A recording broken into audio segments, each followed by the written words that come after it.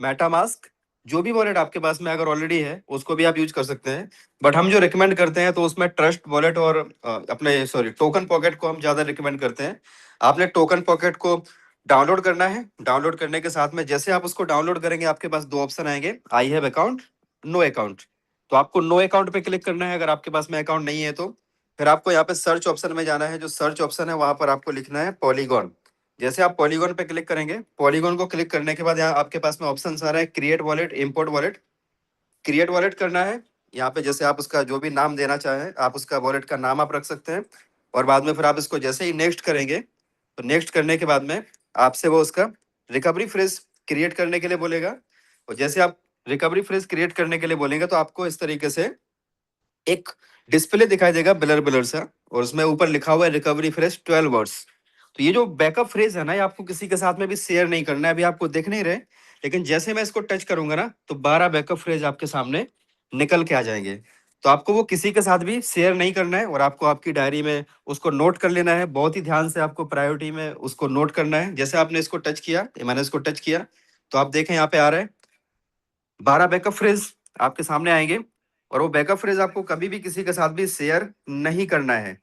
और जैसे ही आप उसको बैकअप फ्रेज को आप यहाँ पे आप इसको करेंगे तो आपको देखो 12 बैकअप फ्रेज, उसको क्या करना है, उसकी आपको दूसरे मोबाइल के अंदर या तो डायरी में लिख लेना है, अदरवाइज आप क्या करें उसको दूसरे मोबाइल में उसकी एक फोटो निकाल लें।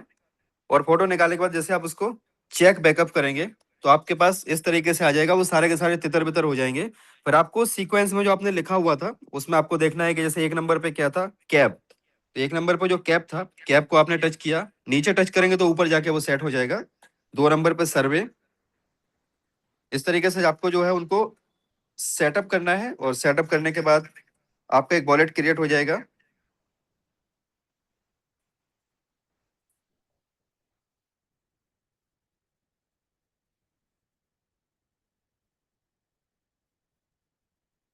देखो ये गलत है तो यहाँ पे दिखा दिया उसने कि ये गलत है।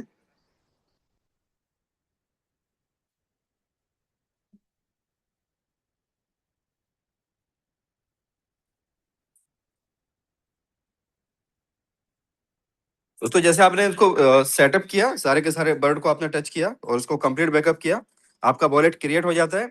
वॉलेट क्रिएट होने के बाद यहाँ पे नीचे जो आपको सेंड और रिसीव दिख रहा है, रिसीव पे जाना है, आपका वॉलेट एड्रेस है। इसके अंदर आपको पोल, कम से कम एक पोल उसके अंदर डाल देना है।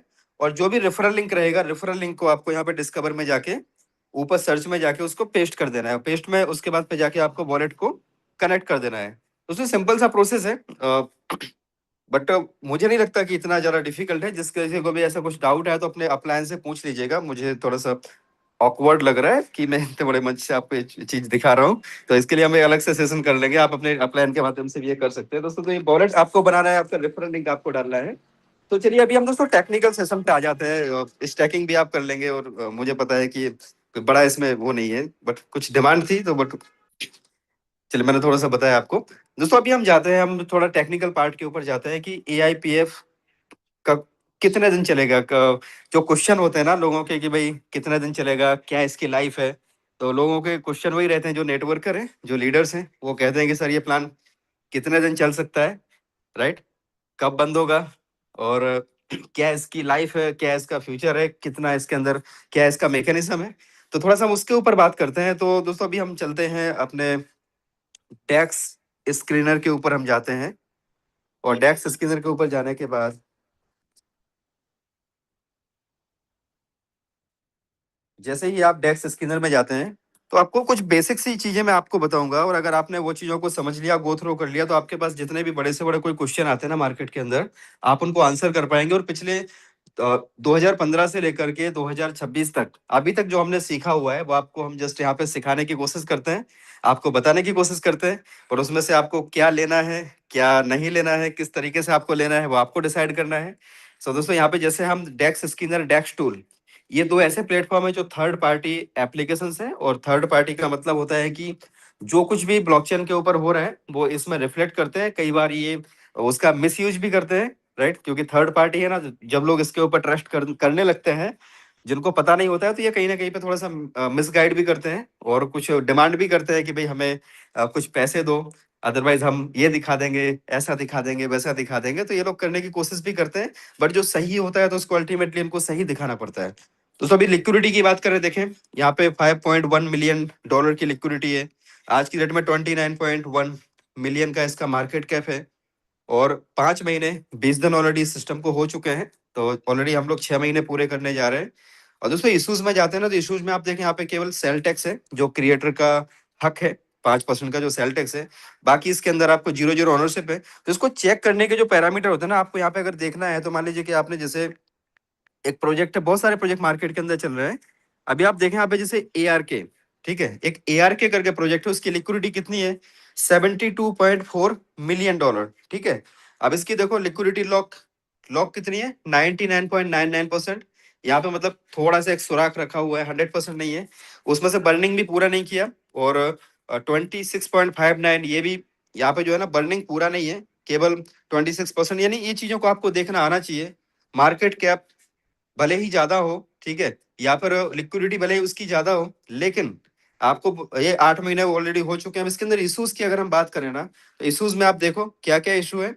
ओनरशिप रिनाउंस, यानी इसके अंदर मालिक है। ये सिस्टम डिसेंट्रलाइज के नाम पे क्या है, सेंट्रलाइज है। तो आपको ये ब्लॉकचेन के अंदर अगर आप चेक करना पता है, तो आप यहाँ पे देख सकते हो मिंटेबल, यस, ये कॉइन को मिंट किया जा सकता है। मिंट करके करने से क्या होता है, उसका पंपिंग और डंपिंग।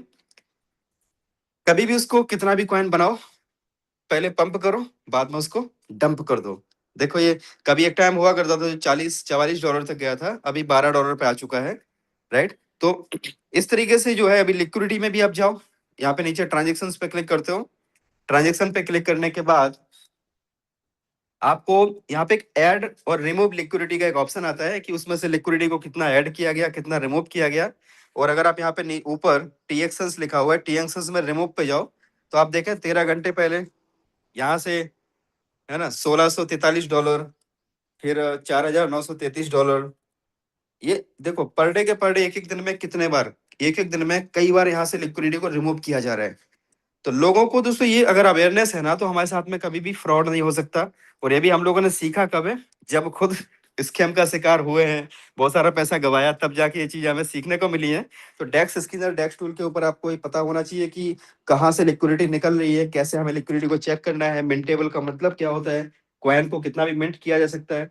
8 महीने 13 दिन ऑलरेडी सिस्टम को पूरे हो चुके हैं। अब एक चीज मैं आपको एक आज जो है ना, एक अलग दिखाता हूँ। आप देखा टोकन स्नीपर के अंदर जो स्कोर होता है ना, टोकन स्नीपर में आप जाते हो, ये शायद आप पहली बार देखोगे। तो आपको यहाँ पे देखो ये कब बनाया गया, डिप्लॉय कब किया गया, 26 अगस्त 2025 को डिप्लॉय किया गया। और इसके नीचे ट्रांजेक्शन लिखा हुआ है, थोड़ा गौर से देखिए, लिखा है ट्रांजेक्शंस। आप ट्रांजेक्शंस पे क्लिक कीजिए। जैसे आप ट्रांजेक्शन पे क्लिक करोगे, तो ये क्या दिखाता है कि सबसे पहली बार, ये देखें, ये बाइनेंस की ब्लॉकचेन के ऊपर है, ARK, और इसमें 11,50,000 ARK, जिसकी वैल्यू कितनी थी, इकाई, दहाई, सैकड़ा, हजार, 10,000, लाख, 10 लाख, करोड़। एक मतलब 13 मिलियन, 1,38,38,69,000 पहले दिन क्रिएटर ने ट्रांजेक्शन किया, राइट। देखो कैसे, मतलब प्रोजेक्ट को कैसे बनाया जाता है, उसकी हाइप कैसे क्रिएट की जाती है, यहां से आपको पता चलेगा। कुछ लोग बोलते हैं ना कि आपका प्रोजेक्ट AIPF इतना दिन हो गया, इसकी लिक्विडिटी इतनी ही क्यों है ना, इसकी लिक्विडिटी अभी तक बहुत ज्यादा होनी चाहिए। ऐसे कुछ यूट्यूबर है, वो वीडियो बनाते हैं कि आपकी लिक्विडिटी कम क्यों है, इतने दिन में तो बहुत ज्यादा होनी चाहिए, इसकी देखो इतनी लिक्विडिटी है। तो उसके पीछे का दोस्तों लॉजिक आपको बताता हूँ आज की। देखो होता क्या है, कुछ जो स्कैम करने वाले प्रोजेक्ट होते हैं ना, वो आते हैं और मालिकाना हक अपने पास रखते हैं, ठीक है। प्रोजेक्ट के अंदर का मालिकाना हक उनके पास होता है, और उसमें वो शुरुआत में बड़ी लिक्विडिटी डाल देते हैं। अब इसमें उन्होंने कितनी लिक्विडिटी डाली, 13,86,000, मतलब ये 1,38,69,000 डॉलर। मतलब सोच के देखो दोस्तों, 1,38,69,000 डॉलर इसने वन शॉट में पहला ट्रांजेक्शन किया। और पहला ट्रांजेक्शन करके उसमें 11,50,000 टोकन मिंट किए। और मिंट करने के बाद में जो है, उसने बोला कि भाई देखो हमारे कॉन्ट्रैक्ट के अंदर इतना पैसा आ चुका है, ठीक है। उसके बाद फिर लोगों ने पैसे डालना चालू किया। तो एक पंप हुआ, और पंप करने के बाद उसने वापस से वो सारे के सारे जो कॉइन थे उसके पास में, वो बेच दिए। $40 तक उसका प्राइस गया, और बाद में जाके सारे के सारे पैसे वहां से क्रिएटर ने निकाल लिए है। और उसके बाद भी आज भी जो पैसा है वो लगातार निकलता जा रहा है, तभी जाके प्राइस $12 पे आ गया। तो ये कुछ चीजें, बेसिक सी चीजें अगर आप अपने प्रोजेक्ट में चेक करोगे ना, तो आपको ये कोई भी चीज ऐसी नहीं मिलेगी। आपको रियल क्या होता है आपको पता चलेगा एआईपीएफ के माध्यम से। और बहुत सारे प्रोजेक्ट हैं, आप किसी भी प्रोजेक्ट को आप यहाँ पे देख लो, जैसे कि कोई भी प्रोजेक्ट आप देख लो, मैं किसी पे भी रैंडमली क्लिक करता हूँ, ये कोई एएस टोकन करके है, ये भी डिसेंट्रलाइज है, इसकी लिक्विडिटी भी 99.97% लॉक है, ठीक है। इसका मार्केट कैप कितना है, 4.32 बिलियन है। दोस्तों आप देखें इसके अंदर इश्यूज देखें, मार्केट कैप देखो, ये इसको कितना टाइम हो गया, 10 महीने 28 दिन यहाँ पे पूरे हो गए। अब इसके अंदर इशू की अगर हम बात करें, देखो रॉकेट कितने हैं, 450, 10 महीने ऑलरेडी हो गए। इशू के अंदर देखो एक्सटर्नल कॉल, यस, मतलब इसको बाहर से कुछ भी चेंज किया जा सकता है, एक्सटर्नल कॉल कॉन्ट्रैक्ट को दिया जा सकता है। दूसरा क्या है, ओनरशिप रिनाउंस, नो, यानी मालिकाना हक छोड़ा नहीं है, मालिक बन के मतलब जो है उसने पूरे अधिकार अपने पास रखे हुए हैं। Head and honour, yes. Mintable, yes, है ना, उसने बोला कि मिंट भी करेंगे हम मालिक बन के भी रहेंगे। देखो head and honour, yes. Suspicious function, yes. तो ये जो चीजें अगर आपको यहाँ से अगर पता चल गया कि प्रॉपर वे में चीजों को कैसे चेक किया जाता है और डिसेंट्रलाइज एक्चुअल में क्या होता है, अभी और भी कुछ आप यहाँ पे रैंडमली कोई भी प्रोजेक्ट को आप ऐसे उठा के देख ले, रैंडमली कोई भी प्रोजेक्ट आप देखें, देखो ये कोई कोई प्रोजेक्ट है, एआईपी करके है, एआईपी और ऑब्लिक में इथेरियम के ऊपर है। इसकी लिक्विडिटी कितनी है, लिक्विडिटी है $34,000, ठीक है। और कितना दिन हुआ है इसको, 1 साल 4 महीने 22 दिन पहले प्रोजेक्ट आया था। इसके अंदर आप इशू देखो, राइट। तो आप कभी भी दोस्तों कोई भी प्रोजेक्ट को आप देखें, उसके अंदर अगर इस तरीके से आपको दिख रहा है, देखो tax modifiable, yes. External call, yes. Ownership renounced, yes. Head and honour, yes. Mintable, yes. An owner can change balance, yes. Has white list, yes. इतने सारे इश्यूज एक एक कॉन्ट्रैक्ट के अंदर, मेंटेबल, यस। व्हाइट लिस्ट, यस, है ना। तो ये देखो टोकन स्नीपर ने 100 में से कितना दिया, 45 मार्क्स दिया। तो आपको ये पता होना चाहिए कि हमें चीजों को चेक कैसे करना है। अगर हम प्रॉपर चीजों को चेक करना सीख जाते हैं तो हमारा कॉन्फिडेंस लेवल जो है दोस्तों, वो डेफिनेटली हमारा बहुत हाई होगा। और उसी का नतीजा है कि आज जो आपके सामने पहले दिन से हम इतना कॉन्फिडेंस के साथ बात कर रहे हैं, और आज जो माहौल बना हुआ है, आप सब लोगों का जो विश्वास बनता जा रहा है और जो बन चुका है, वो इसी का नतीजा है। कहीं ना कहीं पे आप लोगों ने भी सारी चीजों को चेक किया और पास्ट के जो भी अनुभव है, उस अनुभव के आधार पे हम लोगों ने सीखा, राइट। अभी ऐसे बहुत सारे प्रोजेक्ट मार्केट के अंदर हैं, जैसे कि सबसे अभी तक का सफल प्रोजेक्ट की बात करें तो आपके सामने है। जैसे अभी एलजीएनएस की बात करो, एलजीएनएस के अंदर $432 मिलियन की लिक्विडिटी है, ठीक है। आप यहाँ पे जाओ, हेड एंड ऑनर, यस, लिखा हुआ है क्लियर।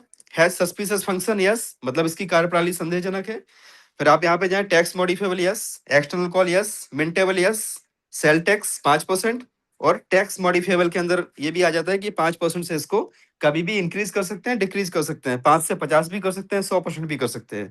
सो ये हमें दोस्तों डिसाइड करना है अब कि कैसी जगह पे, देखो हमें यहाँ पे क्रिएटर का एड्रेस भी दिख रहा है। और ट्रांजेक्शन पे आप जाओ, ट्रांजेक्शन में जाने के बाद यहाँ पे जो टीएक्सएन लिखा हुआ है, उसके नीचे सबसे नीचे रिमूव लिखा हुआ है। तो रिमूव में आप देखें दोस्तों, देखो ये 18 मिनट पहले, जस्ट 18 मिनट पहले 8.5 लाख रुपया के आसपास, 8,496 डाई, एक डाई मतलब $1, अभी निकाला है 18 मिनट पहले। और देखो एक ही एड्रेस से मतलब जो है मल्टीपल ट्रांजेक्शन यहाँ पे होते हैं। एक दो एड्रेस ऐसे हैं जिसको यहाँ पे व्हाइट लिस्ट किया हुआ है, उसके साथ में अटैच किया हुआ है, और वहां से निकलते रहते हैं। देखो ये 15 घंटे पहले निकाला, फिर ये 11 घंटे पहले 3,24,000 मतलब 3 करोड़ रुपए के आसपास पर डे का, पर डे यहाँ से लिक्विडिटी निकल रहा है। तो यहाँ पे पॉसिबल ही नहीं है कि इसका रेट ऊपर जाए। क्यों? क्योंकि जितना लोग पैसा डालते हैं उतना यहाँ से लिक्विडिटी रिमूव हो जाती है, वहां से चोरी हो जाती है। तो ये हमें पता होना चाहिए कि चीजों को हमें चेक कैसे करना है। और दूसरा दोस्तों, अभी हम एआईपीएफ की तरफ चलते हैं। एआईपीएफ में आपको हम ट्रांजेक्शन में जाके दिखाते हैं कि पहला जो ट्रांजेक्शन हुआ था, आप यहाँ देखें कोई भी इशू नहीं है, 100 में से 100 स्कोर है। और आप जैसे ही इधर टोकन स्नीपर पे आप जाते हो, और आपको दोस्तों यहाँ पे ट्रांजेक्शन पे क्लिक करना है। जैसे आप ट्रांजेक्शन पे क्लिक करोगे ना, तो यहाँ पे सबसे पहला ट्रांजेक्शन आ जाता है। जो सबसे पहली बार जो ट्रांजेक्शन हुआ था ना दोस्तों, वो ट्रांजेक्शन कितना हुआ था, 25,000 एआईपीएफ का, ठीक है। 25,000 एआईपीएफ बनाए गए थे। और $5,000 को क्रिएटर जो है मिस्टर इशोम, उन्होंने $5,000 इसमें डाले, 25,000 टोकन को मिंट किया।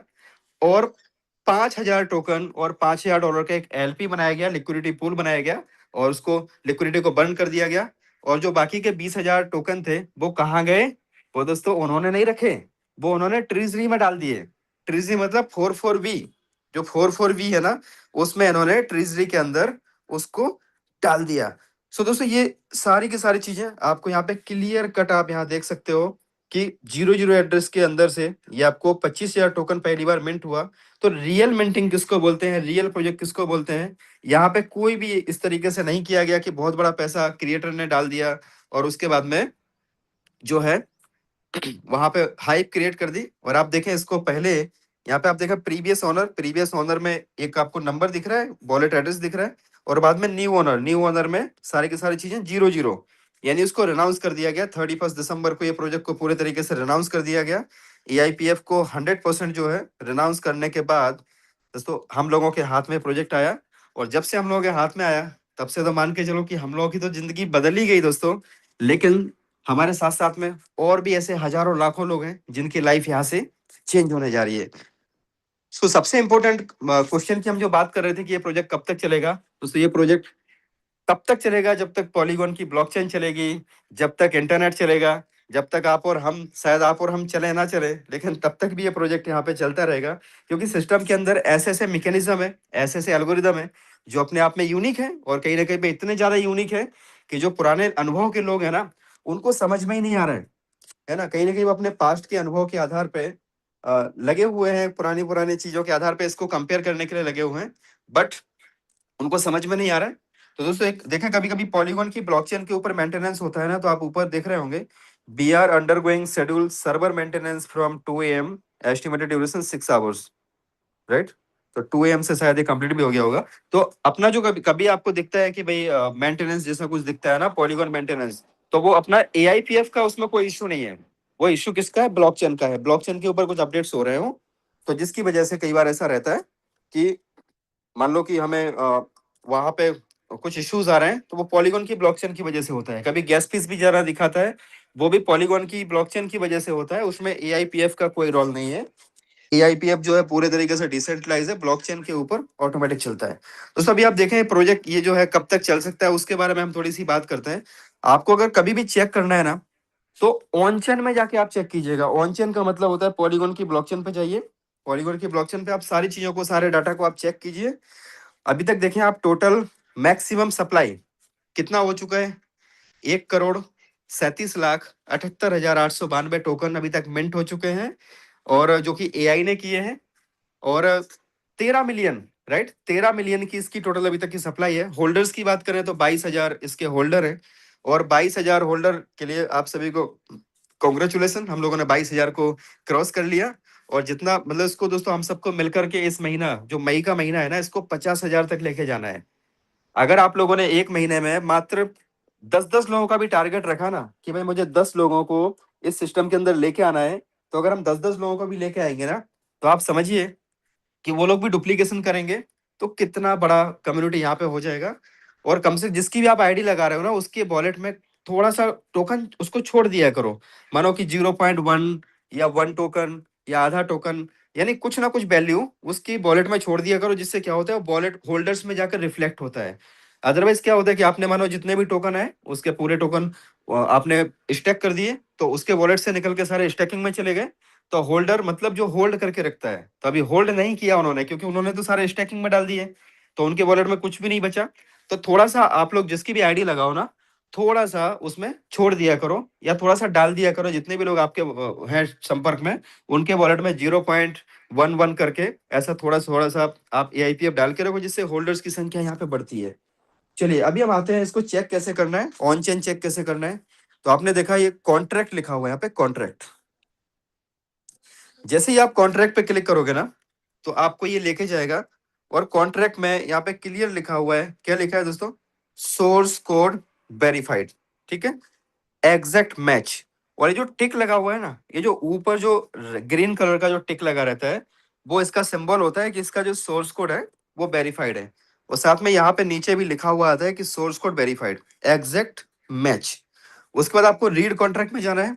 जैसे ही आप रीड कॉन्ट्रैक्ट के अंदर जाओगे, रीड कॉन्ट्रैक्ट के अंदर आपको सारी चीजें यहाँ पे दिखेंगी दोस्तों। ये देखें डेसिमल्स, एक लिखा है डेसिमल्स, डेसिमल्स में 18 लिखा है, इसका मतलब पता है आपको? डेसिमल 18 का मतलब होता है कि एआईपीएफ आने वाले समय में 18 डेसिमल तक परफॉर्म करेगा, मतलब 0.00000000 18 जीरो, मतलब और वन, है ना, 17 जीरो और वन, यानी जैसे बिटकॉइन होता है ना सतोसी में, तो ऐसे आने वाले टाइम में दोस्तों एआईपीएफ भी यहाँ पे 18 डेसिमल तक परफॉर्म करेगा। यानी जीरो के बाद भी आप सोच के देखो कि मतलब 17 जीरो के बाद वन, यानी 18 डेसिमल तक एआईपीएफ की वैल्यू होने वाली है। तो आज मान लो कि आपके पास जो मौका है ना, कि आज आप $2, $2.25 के बीच में आप टोकन खरीद रहे हो, एक टाइम ऐसा आएगा जब बंदा आएगा $100 की आईडी लगाएगा और पता चला कि उसको कितना टोकन मिल रहा है, बोले 0.002 मिल रहा है, कितने में? $100 में। ऐसा टाइम भी आएगा और वो हम लोगों के सामने ही आएगा। ज्यादा टाइम नहीं लगेगा दोस्तों उसके लिए, मात्र और मात्र आप देखिए 3 से 4 साल के बाद ऐसा माहौल बनेगा कि वहां पता चला $100 की आईडी लग रही है और पॉइंट में बंदे को टोकन मिल रहे हैं। और उसको रिवॉर्ड भी किस में आएंगे, फिर आप समझिए, ये पॉइंट में ही रिवॉर्ड आएंगे। जैसे आज बिटकॉइन सतोसी में आता रहता है ना, मान लो आपने अगर $1000 का बिटकॉइन लिया, तो $1000 का बिटकॉइन कितना आएगा? 0.00 समथिंग आता है, राइट? तो आप देखें आने वाले समय में दोस्तों इसके अंदर भी इतनी बड़ी प्लानिंग है। 18 डेसिमल से आपको पता हो चलना चाहिए कि ये सिस्टम किस लेवल तक की तैयारी अपने आप में लेके चल रहा है। ऑनर, ऑनर पे आप जाएं, ऑनर पे देखें, 0 0 ऑनरशिप पे इसको ट्रांसफर कर दिया गया है, राइट? यहाँ पे आपको कभी भी मान लीजिए कोई अगर डेक्स टूल, डेक्स स्किनर, वहां पे अगर कभी आपको कोई वैल्यू चेंज दिख रही है तो हो सकता है वहां पे कुछ वर्किंग चल रही हो, या हो सकता है कि उन्होंने कुछ अननेसेसरी पैसे की भी डिमांड की हो। कई बार ऐसा रहता है कि भाई इतना पैसा दो, नहीं तो हम बोल देंगे कि तुम ठीक नहीं हो, आदमी सही नहीं हो, है ना। ऐसा रहता है ना, तो ये भी उस तरीके से है कि भाई पैसा दो, नहीं तो फिर हम बोल देंगे कि भाई आप वेरीफाइड नहीं हो, है ना। तो अब उनके बोलने से कुछ फर्क नहीं पड़ना चाहिए, क्यों? क्योंकि हमने यहाँ पे ऑनलाइन से यहाँ पे चेक कर लेना है, ब्लॉकचेन पे जाके चेक कर लेना है। अगर आप ब्लॉकचेन पे चेक कर लेते हो तो आपके सारे क्वेश्चन के आंसर वहां पे मिल जाते हैं। ऑनरशिप अगर 0 0 है ना, तो वापस इसको, अभी इसका कोई मालिक ही नहीं है, ठीक है, कोई मालिक नहीं है, तो यहाँ पे अब कभी भी दोस्तों इसके अंदर कोई मालिक नहीं हो सकता है, इन फ्यूचर कभी भी नहीं हो सकता। कोई कल के दिन बोले कि भाई ऑनर, ओनर मानो ओनरशिप जीरो नहीं है ना, कोई प्राइवेट वॉलेट है वो इसका ओनर है, तो ऐसा नहीं हो सकता। That is the next to impossible, because एक बार जब ओनरशिप अनाउंस कर दी जाती है तो फिर वहां पे दोबारा से कोई ओनर नहीं हो सकता। अब दोस्तों यहाँ पे आप आए और होल्डर्स में जाएं। जैसे ही आप होल्डर्स में जाते हो ना, होल्डर में आपको टॉप में 6 आपको जो होल्डर्स दिख रहे हैं, इसमें से आप टच करेंगे ना, तो वो 6 के 6 कॉन्ट्रैक्ट है, 6 के 6 कॉन्ट्रैक्ट है, जिसमें से शुरुआत के 5 जो है, 5 अपने कॉन्ट्रैक्ट हैं एआईपीएफ के, और छठा जो है वो मिस्टर क्रिएटर ईशम सर का है, जिसमें हम लोग जो स्वैपिंग करते हैं, जो फीस जाती है वो कहाँ जाती है? वो छठा जो कॉन्ट्रैक्ट दिख रहा है 56C, तो 56C के अंदर 5% की फीस जाती है। और उसमें कितना है अभी? 9564 टोकन उनके पास में भी पड़े हुए हैं, और वो उनका टोकन है, वो जब चाहे तब उसको सेल करें। और वो कभी भी एक्यूमुलेट नहीं करते, एक्यूमुलेट इसलिए नहीं करते ताकि इन फ्यूचर कभी ऐसा ना हो कि भाई लोगों को ऐसा लगे कि ये डंप कर देंगे, तो जब भी उनके पास प्रॉफिट आता है वो उसको within a week cash out करते हुए आगे बढ़ते हैं, राइट? और ये पूरा ऑटोमेटिक होता है सिस्टम, यहाँ पे सारी चीजें ऑटोमेटिक हो रही है, एआई के थ्रू हो रही है। जो सबसे पहला कॉन्ट्रैक्ट है दोस्तों 44B, इसके अंदर कितना है? 61,40,616 टोकन है। ये कितना टोटल सप्लाई का 44.56% है। दूसरा है 880, इसमें कितना है? 35,82,000 टोकन है, सॉरी। तो अभी ये कितना परसेंट है? This is the 26%। Third is the 23 AEF, इसमें कितना है? 20,10,000, यानी दिस इज द 14.59%।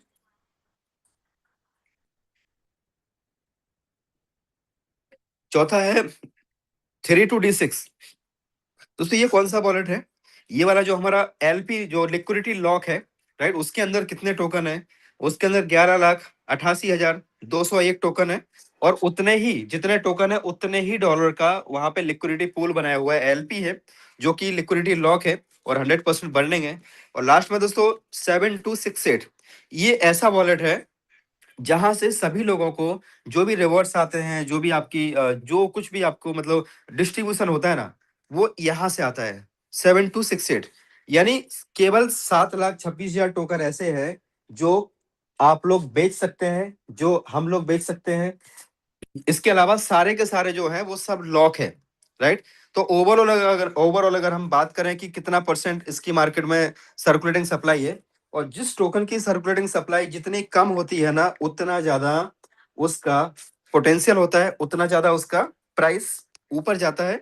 आप देखें दोस्तों, यहाँ पे सर्कुलेटिंग सप्लाई में आप आ जाएं, तो आपको ये सर्कुलेटिंग सप्लाई दिख रहा होगा। आपको नीचे से देखेंगे ना, तो आपको इसमें मार्किंग का ऑप्शन नहीं आता मोबाइल में। दोस्तों आप देखें इसमें सर टोटल सप्लाई कितना दिखा रहा है। आप नीचे से देखें, नीचे से थर्ड ऑप्शन, परसेंट एआईपीएफ के ऊपर, पूल्ड एआईपीएफ के ऊपर सर्कुलेटिंग सप्लाई।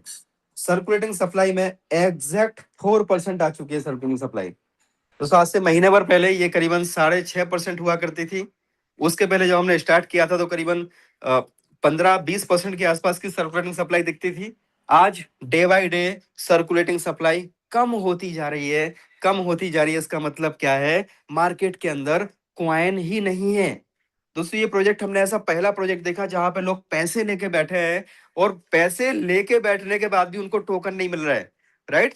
लोग मतलब ऐसी ऐसी बातें सुना रहे हैं ना, ऐसी इतनी डिमांड क्रिएट हो गई है, लोग बोल रहे हैं कि आप अगर हमारा इंतजाम नहीं कराएंगे टोकन का तो मैं फलाने फलाने प्रोजेक्ट में पैसे डाल दूंगा, है ना। आप अगर टोकन का अरेंजमेंट नहीं कराओगे तो मैं उसमें पैसे डाल दूंगा। दोस्तों आज ये सिचुएशन बन गई है कि यहाँ पे एआईपीएफ जो है ना, इसकी डिमांड इतनी ज्यादा क्रिएट होती जा रही है, इतनी ज्यादा क्रिएट होती जा रही है, जिसके हिसाब से उसकी मतलब सप्लाई ही नहीं है। कोई क्रिएटर के पास में थोड़ी है कि उन्होंने मिंट किया और मिंट करके दे दिया, राइट। कोई दूसरे जो प्रोजेक्ट जहां पे आपको आसानी से टोकन मिल जाते हैं ना, उसका मतलब यह है कि जब वो देखते हैं कि मार्केट से डिमांड आ रही है तो वो टोकन मिंट करते हैं, और मिंट करके लो भाई कितना चाहिए तुम्हें, 50 लाख का चाहिए लो, तुम्हें 30 लाख का चाहिए लो, तुम्हें कितने का चाहिए लो लो लो लो लो ले जाओ, है ना। तो यहाँ पे वो पॉसिबल ही नहीं है। यहाँ पे दोस्तों केवल 4% की मार्केट में सर्कुलेटिंग सप्लाई है। मतलब आप इसको ऐसे समझिए कि 1 लाख टोकन में अगर 1 लाख टोकन मिंट हुए हैं ना, तो उसमें से केवल 4,000 टोकन मार्केट के अंदर है, बाकी 96,000 टोकन लॉक में है। लॉक मतलब कहाँ पे, या तो वो लिक्विडिटी में है, या तो फिर 360 दिन की जो स्टैकिंग में आपने डाल दिया तो वो स्टैकिंग में है, राइट। तो लिक्विडिटी जब आप टोकन यूएसडीटी डालते हो, उसके सामने आपको टोकन मिंट होता है, और टोकन जो मिंट होता है वो कहाँ जाता है, आपके ट्रेजरी में जाता है, और मतलब ट्रेजरी में जाकर लॉक हो जाता है। और दूसरा आप उसको स्टैकिंग कर देते हो, वहां पे जाता है। तो दोस्तों डे बाय डे आप देखेंगे ना, अभी तो 4% है, आप इसको 3% पे भी देखोगे, इसको 2% पे भी देखोगे। जैसे जैसे सर्कुलेटिंग सप्लाई कम होती जाएगी ना, वैसे वैसे हम सभी लोगों को कहीं ना कहीं पे टोकन के लिए डायरेक्ट हमें कहीं ना कहीं आलू का अरेंजमेंट करना पड़ेगा, और डायरेक्टली आलू कहीं से भी अरेंज करके उसको पॉलीगॉन में लेके और उसको स्वैप करो, और स्वैप करके खुद से स्टैकिंग करो, राइट। तो दोस्तों इसका एक ही सॉल्यूशन है, कहीं भी किसी के पास डिपेंडेंसी आपको रखने की जरूरत नहीं है। आप खुद से अपने सोर्सेज बनाएं, आप खुद से अपने आलू टमाटर प्याज का जो भी है उसका इंतजाम करें, और खुद से स्वैप करें, खुद से स्वैप करके आराम से अपनी स्टैकिंग को कंटिन्यू करें। सबसे बेस्ट उसका दोस्तों ऑप्शन वही है, क्योंकि मार्केट के अंदर सर्कुलेटिंग सप्लाई केवल 4% है, राइट। तो 4%, अब इसकी टोटल सप्लाई कितना है, 13.77 मिलियन, यानी 1,37,00,000 टोकन की इसकी सर्कुलेट टोटल सप्लाई है, जिसमें से केवल 5,51,000 कॉइन, 5,51,000 5.5 लाख कॉइन है, वही केवल सर्कुलेटिंग सप्लाई में है। इसके पैरेलली अगर हम देख लेते हैं, चलो जो प्रोजेक्ट अभी पिछले 2.5 साल से चल रहा है, उसके प्राइस का नीचे आने का रीजन क्या है, उसको आप देखो। तो उसके प्राइस को नीचे आने का रीजन दोस्तों यही है कि आप देखें इसकी जो टोटल सप्लाई है कितनी है, ओ माय गॉड, 2.17 बिलियन, मतलब 2170 million, right. 2170 million coin already market के अंदर आ चुका है, और पूरा 100% जो है ना वो सर्कुलेशन में है। मतलब पूरा का पूरा कॉइन मार्केट के अंदर पड़ा हुआ है। मतलब कभी भी 1 सेकंड के अंदर सारे लोग चाहे तो इसको डंप कर सकते हैं, सारे लोग चाहे तो वहां से अनस्टेक करके तुरंत के तुरंत वहां पे उसको विड्रॉ कर सकते हैं। तो दोस्तों यही इसका बहुत बड़ा लूप होल्स है। और जब भी किसी कॉइन की टोटल बेसिक सी अंडरस्टैंडिंग है, अगर आप क्रिप्टो में रियल पैसा बनाना चाहते हो ना, तो आपको बेसिक अंडरस्टैंडिंग लेनी पड़ेगी। और बेसिक अंडरस्टैंडिंग दोस्तों यही है कि कोई भी कॉइन की सप्लाई अगर मार्केट के अंदर बहुत ज्यादा है, और दूसरा अगर उसके सर्कुलेटिंग सप्लाई में है, पहली तो टोटल सप्लाई, तो इसकी टोटल सप्लाई कितना है, 2,170 मिलियन, और एआईपीएफ का कितना है, 13 मिलियन। आप जरा कंपेयर करके देखो कि एक कंपनी के टोकन, राइट, एक सिस्टम के टोकन मात्र 13 मिलियन है, और एक के 1300 नहीं, 2100 मिलियन है। तो आप समझो कि उसका रेट कैसे ऊपर जाएगा। That is the next to impossible. ऊपर जाना तो छोड़ो दोस्तों, यहाँ से लिक्विडिटी जो चोरी होती जा रही है उसकी वजह से day by day, day by day, day by day आप देखेंगे कि नीचे ही आना है। वो अपने चाहे भले ही अपने जेब से डाल के उसके प्राइस को सस्टेन रखने के लिए कि भाई चलो पहले जो पास्ट में निकाला हुआ है उसमें से डाल डाल के उसके प्राइस को मेंटेन रखें, ताकि कम्युनिटी और आती रहे, नए नए लोग पैसा डालते रहें, और फिर जब नए लोग पैसा डालते हैं तो फिर वो फसल काटते हैं, फिर आराम से पीछे से निकालते हैं। दोस्तों मैकेनिज्म को समझो, सिस्टम को समझो। और अगर हम क्रिप्टो में रियल में पैसा बनाना चाहते हैं तो आपको ये बेसिक सी चीजें आपको पता होनी चाहिए कि अगर कोई कॉइन की सप्लाई बहुत ज्यादा है मार्केट के अंदर, तो और वो भी सर्कुलेटिंग सप्लाई में 100% है, तो उसके प्राइस को हम कल्पना नहीं कर सकते कि आगे जाएगा, कभी भी वो डंप हो सकता है। तो आपने देखा दूसरी कुछ बेसिक सी चीजें आपको हमने बताने की कोशिश की है, और अभी वापस से हम जाते हैं। आप देखें जो 23 AEF करके जो कॉन्ट्रैक्ट है, थर्ड नंबर का कॉन्ट्रैक्ट, क्योंकि मार्केट से आपको क्वेश्चन आएंगे, कुछ बड़े रायचंद होंगे जो जिनको कुछ पता नहीं है, यूट्यूब पे वीडियो बनाने चले हैं और बड़ा एनालिसिस करने के लिए चले हैं, कुछ लोग ऐसे मिलेंगे आपको, और आप भी वो वीडियो है ना अपने अपलाइन को सरका दोगे आराम से कि सर ये देखो, सर ये देखो, सर ये देखो, B7 एड्रेस इतना सेलिंग हो रहा है सर, ये देखो सर, ये तो डंप कर रहे हैं सर, है। अब पता चला कि आप बोलोगे अरे सर आपको नहीं पता यार, इतने अंधभक्त मत बनो सर। पता चला मेरे को ही बोलने लगते हैं कुछ लोग, अरे सर इतने अंधभक्त मत बनो सर, है ना, देखो सर ये B7 वाला एड्रेस कितना सेलिंग कर रहे हैं। जबकि उनको कई बार मीटिंग में बताया, कई बार समझाया कि भैया B7 को देखो है क्या, इसके मैकेनिज्म को तो समझो, है ना। ये आज तक का इतिहास में ऐसा प्रोजेक्ट कभी आया ही नहीं है। ये बहुत ही यूनिक सिस्टम है, तो इसको समझने के लिए थोड़ा सा ओपन माइंड से उसको देखना पड़ेगा, जब तक हम इसको देखेंगे नहीं तो समझ में आएगा नहीं। सो अब आप देखें, जैसे मैंने क्या किया, 23 AEF जो कॉन्ट्रैक्ट है, लास्ट में देखें आप, 23 AEF, ये किसका है? ये हमारा ALS का है। अगर आपने ALS के मैकेनिज्म को समझ लिया तो आप दोस्तों इसके ऊपर इतना कॉन्फिडेंट हो जाएंगे ना, सिस्टम को लेकर आप इतने मतलब आश्वस्त हो जाएंगे कि आपको कोई कुछ भी बोले ना, कोई फर्क ही नहीं पड़ेगा, राइट। कभी भी आपका मोटिवेशन डाउन नहीं होगा। दोस्तों आप देखें ALS क्या है, ऑटोमेटिक लिक्विडिटी स्टेबलाइजर। ये क्या करता है? ये इसके प्राइस को मेंटेन रखता है। मेंटेन कैसे रखता है?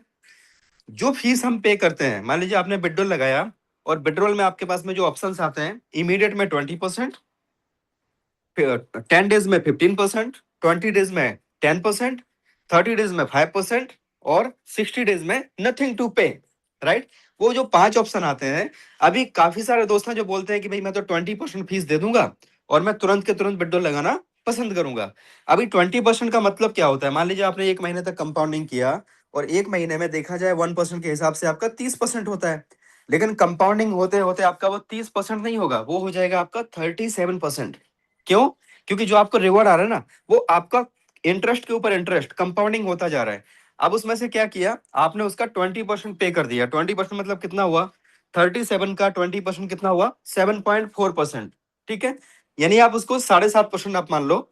तो आपने माइनस किया आपके प्रॉफिट में से, प्रॉफिट कितना हुआ था? 37%। उसमें से आपने माइनस किया 7%, आपने माइनस किया, तो आपका 30% हो गया, राइट। तो महीने का उसमें से और थोड़ा कम कर दो, 29% आप मान लो, 29% आपका प्रॉफिट हुआ। उस 29% प्रॉफिट को आपने इंस्टेंट में विड्रॉ करके आपने कैश आउट कर लिया, राइट। तो अब दोस्तों कई बार आपको देखने में लगता है कि 20% बहुत बड़ा फिगर है, बहुत बड़ा फिगर है, लेकिन दोस्तों जब आप काउंट करने जाओगे ना, जब प्रैक्टिकली करने जाओगे, तो आपको लगेगा दिस इज नथिंग। ये उसी में से है भाई, जो हमें प्रॉफिट मिला है ना, उस प्रॉफिट का 20% हमें पे करना है। और कहाँ पे पे करना है दोस्तों? बैकअप में पे करना है। वो जो 20% की फीस जाके डिडक्ट होती है, और वो कहाँ पे जाती है? ALS के अंदर जाती है।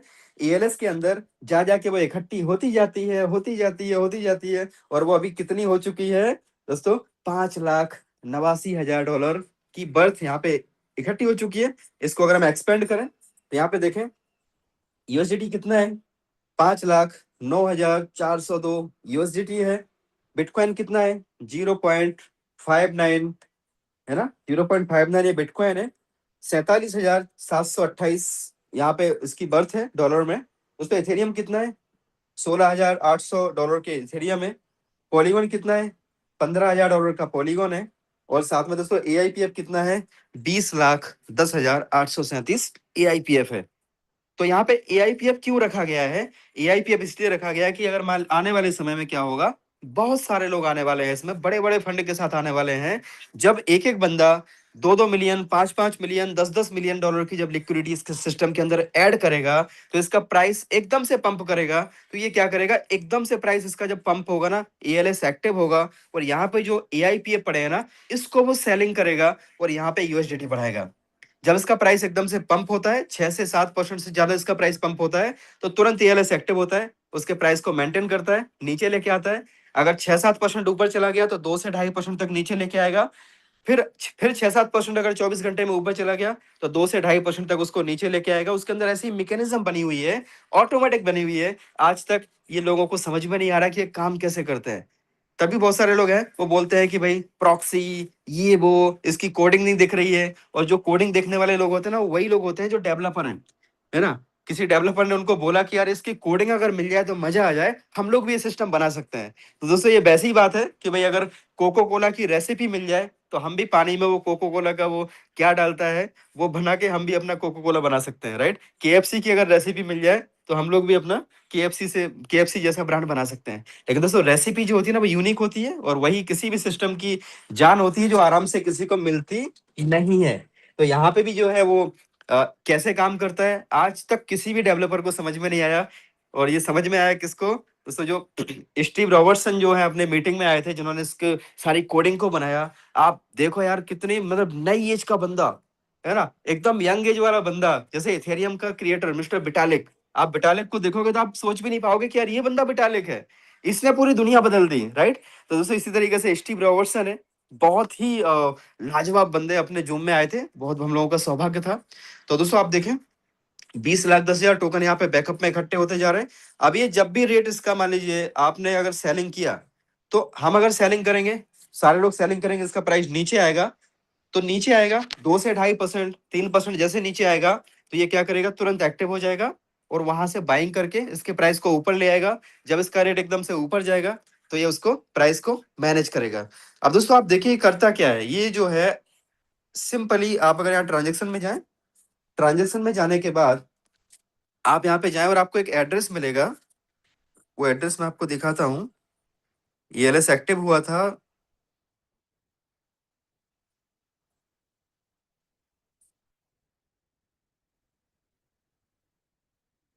B7A करके, दोस्तों एक एड्रेस आएगा, देखो B7A। B7A क्या है, B7A जो है हमारा इसका जो 23AEF है उसके साथ में कनेक्टेड एड्रेस है। और वो क्या करता है, वो काम करता है 23AEF के, देखो ये लास्ट में आपको ये वाला एक एड्रेस आएगा, CC करके आएगा, देखो 83CC। जब भी आपको 83CC वाला एड्रेस आए तो ये किसके साथ में कनेक्टेड है, ये अपना 56C जो क्रिएटर का एड्रेस है उसका ये वर्किंग एड्रेस है। जो स्मार्ट कॉन्ट्रैक्ट है, स्मार्ट कॉन्ट्रैक्ट कभी खुद काम नहीं करता। स्मार्ट कॉन्ट्रैक्ट के अंदर अगर कोई परफॉर्म करवाना होता है तो उसके साथ में एक एड्रेस होता है, वो एड्रेस काम करता है। तो यहाँ पे जो CC अभी आपको कभी दिखे तो ये CC वाला जो है ना, ये किसका है, ये दोस्तों 56C के साथ जुड़ा हुआ एक कॉन्ट्रैक्ट है, जो 56C के साथ सेलिंग करता है। और क्रिएटर के पास जो 5% का फीस आ रहा है उसको वो सेल आउट करता है। तो आपको इस तरीके से अगर कभी भी कोई आए कि ये किसका एड्रेस है, ये कौन बेच रहा है, तो आपको ये पता होना चाहिए। इसमें गिनती के 2-3 एड्रेस ऐसे हैं जो आपको खासकर पता होना चाहिए, जैसे कि B7A, दूसरा एक CC वाला जो आपने देखा, और 23AEF, राइट। ये 23AEF आपको यहाँ नहीं दिखेगा, 23AEF आपको कहाँ दिखेगा, आपको होल्डर्स में दिखेगा, जहां पे जो टोकन है, और वो किसके लिए होते हैं, वो हमारे बैकअप के लिए होते हैं। तो दोस्तों यहाँ पे सिंपली जाके भी हम यहाँ पे जो है चेक कर सकते हैं। आप देखें B7A क्या करता है, ये B7A एड लिक्विडिटी। इसने 17 घंटे पहले $83,250 ऐड किए, किसमें, लिक्विडिटी में ऐड किए। फिर 2 दिन पहले $82,117 ऐड किए। 5 दिन पहले, बीच में 3 दिन तक ALS एक्टिव नहीं हुआ, 5 दिन पहले इसने $81,000 ऐड किए। तो आप देखें B7A जो है ना, B7A जो एड्रेस है, और बाकी जब इसका बॉन्ड ओपन होता है तो बॉन्ड ओपन में भी लोग यहाँ पे अपना बॉन्ड के थ्रू जब आप लिक्विडिटी ऐड करोगे तो आपको यहाँ इस तरीके से आपको ये दिखेगा, ये जो एड्रेस दिख रहा है ना, ये लोगों ने बॉन्ड स्टैकिंग के थ्रू बॉन्ड में से आईडी लगाई है, तो उनका यहाँ पे लिक्विडिटी दिख रहा है। लेकिन आप जब यहाँ B7A को देखेंगे ना, तो B7A जो एड्रेस है दोस्तों, ये आपको पता होना चाहिए कि ये B7A जो है, देखो B7A ने केवल और केवल लिक्विडिटी को ऐड किया है। आज 83 सबसे लास्ट वाला 83,250 है ना। उसके पहले आप जब अगर स्टार्टिंग में जाएंगे ना, तो ALS जब एक्टिव होता था 3 महीने पहले, कितना सबसे पहला ट्रांजेक्शन कितने का था इसका, $1 का। देखो आप 3 महीने पहले एक्टिव हुआ था, और 3 महीने पहले पहली बार एक्टिव हुआ था 10 जनवरी को, डेट आ रहा है 10 जनवरी को पहली बार एक्टिव हुआ, $1 उसने डाला। फिर 11 जनवरी को $100 डाला। फिर 11 जनवरी को दोबारा से एक्टिव हुआ, $700 डाला। तो ये आपको बेसिक से चीजें हैं दोस्तों, आपको पता होनी चाहिए कि अगर आपसे कोई पूछता है कि भाई एक कोई एड्रेस है B7A करके जो 1 महीने में इतना सारा सेलिंग कर दिया, ये कोई टॉप होल्डर है ना, ये इसके डंप कर रहा है सिस्टम को, जो है अपना टोकन सेल कर रहा है, तो आपको बोल देना है उसको कि भैया तेरे को ज्ञान की थोड़ी कमी है। ये हमारा B7A जो है ना, B7A जो है, ये हमारा ALS का एड्रेस है। और ये क्या करता है, ये सिंपल सा काम है जो है, ये सिंपल सा काम करता है। और सिंपल सा काम क्या करता है, ये प्राइस को मैनेज करता है, प्राइस को मेंटेन करता है, राइट। सो दोस्तों, ये मेरी तरफ से कुछ पॉइंट थे आपके लिए, और आई होप आपने कुछ आपको क्लैरिटी आई होगी। और आप बस, मैं इतना ही बोलना चाहूंगा दोस्तों कि देखो, कभी भी इसकी जो सप्लाई है मार्केट के अंदर आएगी नहीं, क्योंकि एक अनार 100 बीमार, वही वाली बात है। आने वाले समय में 100 अनार 10,000 बीमार, राइट। फिर आने वाले टाइम में 10,000 बीमार 1 करोड़, मतलब 10,000 अनार 1 करोड़ बीमार। वही वाली बात है दोस्तों, जैसे जैसे कम्युनिटी बढ़ती जा रही है, वैसे वैसे इसकी जो लिक्विडिटी है वो बढ़ती जा रही है, साथ साथ में सर्कुलेटिंग सप्लाई कम होती जा रही है। तो कभी भी यहाँ पे कोई मार्केट के अंदर बहुत सारे कॉइन आके सेल नहीं कर सकता। This is the next to impossible. कभी भी कोई इसके प्राइस को नीचे नहीं गिरा सकता। तो ये सिस्टम ऐसा है दोस्तों कि अगर आपने इसको प्रॉपर वे में समझा, तो आपकी जिंदगी यहाँ से बदलने से कोई रोक नहीं सकता। बस आप भरोसे के साथ में आगे बढ़े, टीम बनाए। जो बहुत ज्यादा होशियार लोग हैं दोस्तों, जो आपकी बात को आज सुन नहीं रहे हैं, उनको साइड में करें, लिटरली साइड में करें, किसी के पीछे बहुत ज्यादा समय इन्वेस्ट ना करें। आज किसी फ्रेशर बंदे को आप लेके आए, उसको लीडर बना दें। आप किसी के ऊपर भी आप अपना हाथ रख दें, आपके अंदर वो पोटेंशियल है, आपके पास वो प्रोजेक्ट है कि आप किसी साधारण से साधारण बंदे की भी आप जिंदगी को यहां से बदल सकते हैं। आप किसी किसी मतलब जो निरक्षर है, पढ़ाई लिखाई उनकी बहुत ज्यादा नहीं है ना, उनका कोई बहुत ज्यादा सोशल बैकग्राउंड नहीं है, कोई फाइनेंशियल बैकग्राउंड नहीं है, लेकिन आप चाहें तो दोस्तों उनकी जिंदगी भी आप यहां से बदल सकते हैं। जिस किसी के साथ में भी आपने AIPF का जो इंजन है, जिस किसी के साथ आपने लगा दिया ना, तो उसकी जिंदगी यहां से बदल जाएगी। मार्केट में लोग बहुत सारे मिलेंगे आपको, बहुत सारे लोग आपको सलाह देंगे। हमेशा एक चीज याद रखिएगा, कोई भी बंदा आपको सलाह देना, तो आपको हमेशा एक चीज याद रखनी है कि सलाह किसकी माननी है। सलाह आपको उस बंदे की माननी है जो खुद पैसे कमा रहे हैं, राइट। जो खुद मानो कि आज आपके साथ में ऐसे ऐसे लीडर हैं, RK सिंह जी जैसे लीडर दोस्तों, पर डे का 80,000 रुपए पर डे कमा रहे हैं, है ना। आप देखें ज्योति मैडम जैसी डायनेमिक लेडी पर्सनालिटी, है ना, मतलब जो दिन का 60-70 हजार रुपए घर में बैठ के परिवार संभालते कमा रही है ना। आप देखें ऐसी सी पर्सनालिटी दोस्तों, एक संजय मौर्य जी को आप देखें, पर डे का 50-60 हजार रुपए घर में बैठ के कमा रहे हैं। तो ऐसे ऐसे लोग हैं हमारे बीच में। RK दीक्षित जी को आप देखें, क्रिप्टो में नए हैं, बिल्कुल नए हैं, प्रोडक्ट बेस से आए हुए हैं, बहुत ज्यादा उनको क्रिप्टो नहीं पता चलता है, लेकिन उसके बाद भी AIPF ने दोस्तों आज पर डे का 40 से 50 हजार रुपए पर डे के पे आउट पे पहुंचा दिया। तो आपके पास में डिसाइड आपको करना है किसकी बात आपको माननी है। एक ऐसे बंदे की बात माननी है जिसके पास कोई बड़ा अचीवमेंट नहीं है, या तो उस व्यक्ति की बात माननी है जिस व्यक्ति ने खुद को साबित किया है, यहां से करोड़ों रुपए पे आउट पे ऑलरेडी लोग पहुंच चुके हैं, उनकी बात को मानना है। दोस्तों आप मार्केट में जब भी जाएं, एक ही चीज हमेशा याद रखें, कोई भी अगर आपसे कुछ बोलता है ना, उसको एक ही चीज आपको बोलनी है कि भैया सलाह नहीं, साथ दो।